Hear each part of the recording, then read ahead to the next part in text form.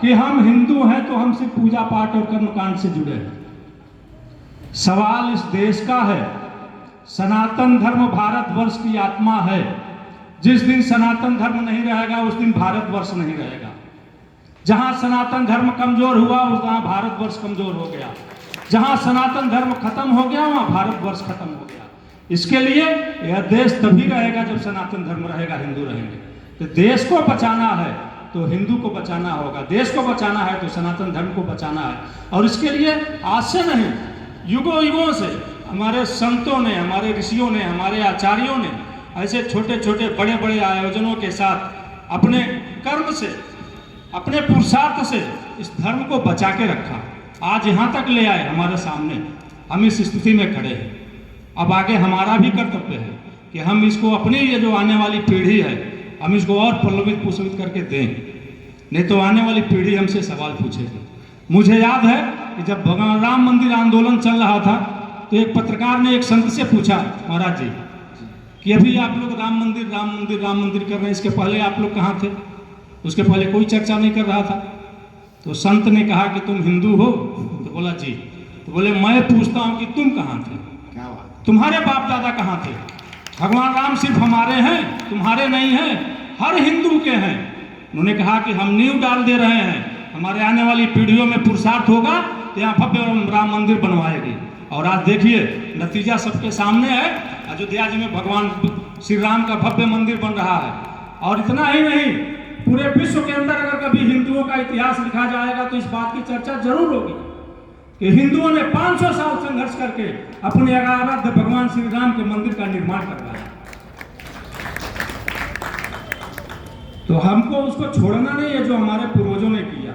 ये सबका काम है, किसी एक संगठन, किसी एक व्यक्ति, किसी एक आचार्य का कार्य नहीं।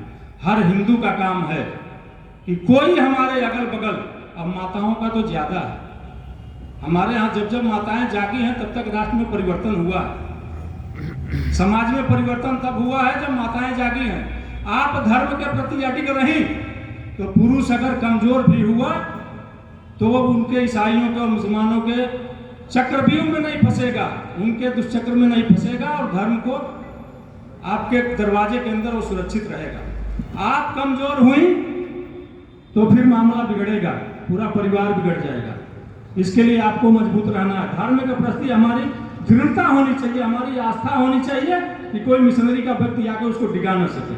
और सिर्फ हम ही नहीं, हमारे अगल बगल, हमारे कॉलोनी में, हमारे गली में, कहीं भी अगर कोई हमारा परिवार हिंदू किसी भी जाति का हो, किसी भी धर्म का हो, लोग कहते हैं ना कि हिंदू समाज अशिक्षा की वजह से, गरीबी की वजह से अपना धर्म बदल लेता है। मैं इस बात को नहीं मानता। पूरे विश्व के अंदर सबसे ज्यादा गरीबी किसी कौम में है तो मुस्लिम कौम में है। पूरे विश्व के अंदर सबसे ज्यादा अशिक्षा किसी कौम में है और मुस्लिम कौम में है। लेकिन एक मुसलमान आपको ऐसा नहीं मिलेगा जो अशिक्षा और गरीबी की वजह से अपना धर्म बदला। हमारे यहाँ ही क्यों है?